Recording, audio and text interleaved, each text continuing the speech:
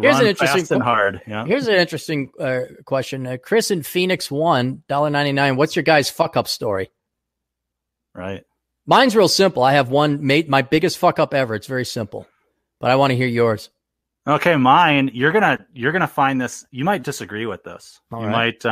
You became friends with me. I should not have. I should not have played it safe and become a civil engineer. Okay.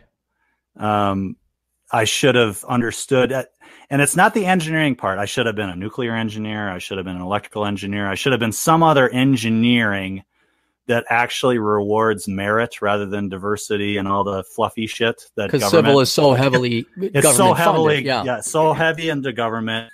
It's not the government's money. They don't give a fuck how efficient you are. You know what? That makes a great. Hang on. That makes a great point because that does really make civil engineering, quote unquote, is worth it, but not really. Right. If it's going to be a diversity ploy. Because you can't truly succeed. It's like I talked to Mrs. DT and I'm like, they actually value your opinion and your expertise, right? They want to know when you're consulting, they want to know what you actually think they should do because they're paying you in their own money and they want to save money. Right. And yep. And I said, in my field, working with government, they don't give a fuck. And so it's not true competition. It's not true merit. It's not true excellence. It's not true productivity. There's nothing real about it except for that weekly check that comes in. And that gets old real quick. Now, being the Machiavellians that we are, because I have very few morals. I mean, like, don't kick kids and hug my grandmother. These are very few morals that I have. For the minority listeners, should they pursue civil engineering because the government just can't get enough diversity dick? Or would they also run into some kind of meritocracy? Like, let's say, Nonstop Dre being a black male, he goes into government work. Well, and he's the best programmer until, Shakawakadakada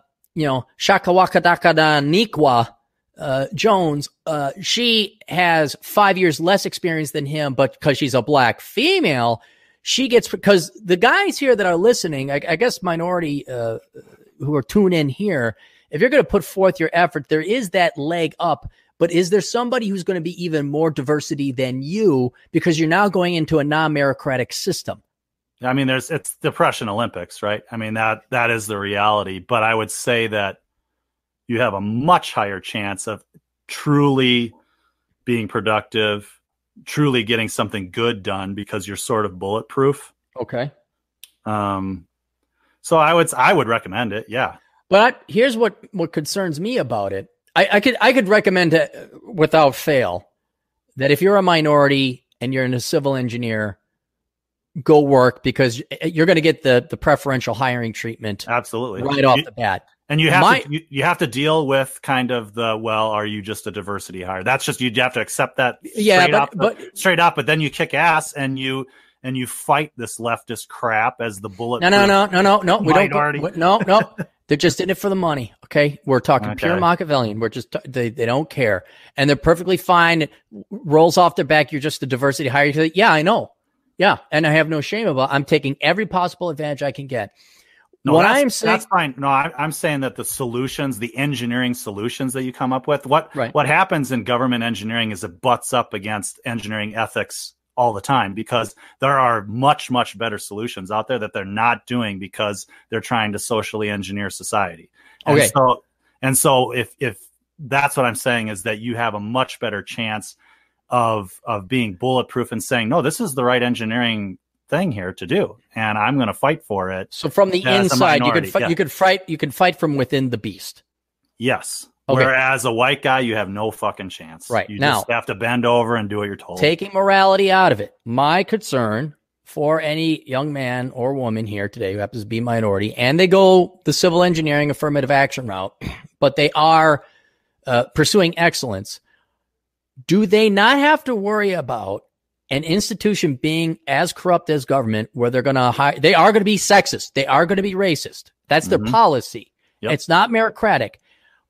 Are they going to then have to worry about running into other hurdles because it is just corrupt in general? It is not meritocratic that now, I know you're the black female computer programmer, but my buddy Tilly, who I've worked with HR, she's going to get promoted over you. In other words, I'm saying they're corrupt. Not just, if you're corrupt, you're corrupt. You have no morals or principles. And sure, maybe on the face or policy, we're corruption through racism or sexism, but that also means to me they're corrupt on all morals and ethics. And it is not going to be even meritocratic if you are minorities. So you bust your ass off, you work out, and now it's connections, which that never happens in politics. So I am wondering, like, at first, it might be wise advice just to get some experience, get the money, get the easy job out of college, pay off your student loans, do a couple years, do a couple stints in government. But if you really, really, really want to get ahead and not work, because I can't imagine the catty, petty political office bullshit. It's horrible. Across, yeah. I mean, I can't imagine it. We had a colleague who worked on a project, and it just sounded like hell. And that's going to be hell for anybody, regardless. Oh, it's horrible. You can't. I'm saying they have a better chance to fight and make a difference. Not saying that they're going to win, because like you said, the goalposts will move. It'll be what you believe, or if you think global warming's real, if you think global warming should play a role in making engineering decisions, maybe only those people move up. And so you're constantly going to be compromising yourself to move ahead. So I figured it out. There is an infinite number of things you can be discriminated against. Yes. And just because you got your foot in the door because of skin color or gender, they're going to find a reason to screw you out because you didn't believe in. We see this in the gay, lesbian, transgender community, where I guess there's a war going on between gay people and the transgendered people. Yep. And I'm like, why? Well, apparently for reasons I don't understand, but it's happening. Yep. And I'm thinking that's probably the risk a non-leftist minority who is okay being Machiavellian and taking the affirmative action route. That's the problem. I'm not there. I've never been there.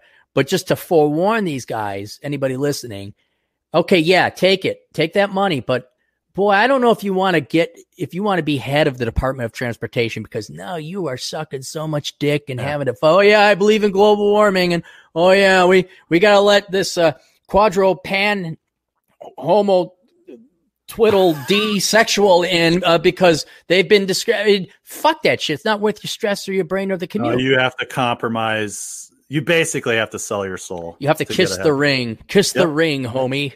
Kneel before. I mean, that's what it takes to get ahead. You got to say the things, and you can fight.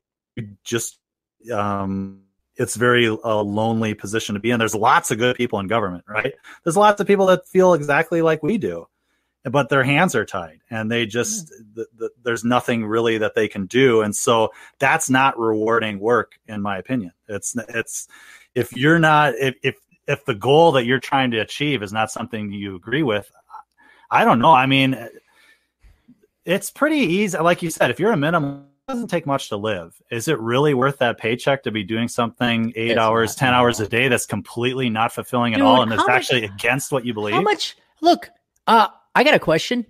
Are blacks and women, I guess minority races and women, are they excused from diversity training, or do they have to attend too? I think they have to attend. Fuck that shit. Who the fuck? No guy or gal wants to do that, except maybe the true delusional, the true believers. See, that's the thing is, and what percentage of your time was actually spent working versus the politics bullshit? So anybody goes in, doesn't matter your race or gender, you still are dicking around with half your time was spent with political bullshit, right? Well, and it's just, there's, because it's so bloated, you can't really, there's so many, you can't really get anything done, really. I mean, you have to have endless meetings, and there's a lot of CYA that goes on because nobody wants to make a decision. Nobody wants to lead. They want it to be all decision by committee. Oh, we need to involve this person. Oh, we need to involve that person. Oh, we need to take this into account. We need to respect this person's wishes over here. And it becomes just this too many fingers in the pot bullshit. And that's why we got the mess that we've got, is that there's too many competing interests that have nothing to do with engineering. And as engineers, you want to solve problems. That's what you do. Yeah.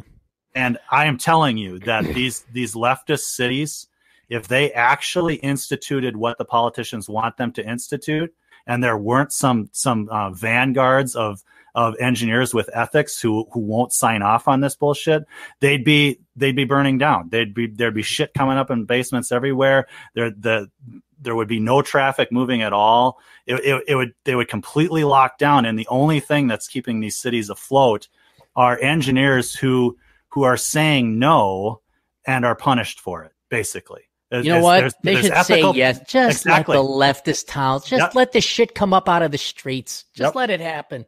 Right. That's exactly it. And we know, engineers know exactly how to solve these problems. It's all the other bullshit involved. And you sit there and you go, this is not a good use of taxpayer money. Even the salary that I'm getting isn't worth it, because I am being, there's people blocking me, and there's people getting in my way on everything. And it takes 10 times as long to get anything done than it should. No, I know. I just wanted to know if we could recommend civil engineering to our minority listeners. And honestly, I don't think we can, because if they're tuning into this show, their intellect just is not going to be able to take that handicap political crap bullshit. They'd be I don't think they could. I really don't. I mean, like I said, maybe just to get your money and get some experience on your resume, that maybe be the only, but God, it ain't worth the pain and agony to sit through fucking diversity training and rule by committee and all that other bullshit. That just there are some small little areas of civil engineering where it kind of quasi meritocratic, and that's the actual construction side of it.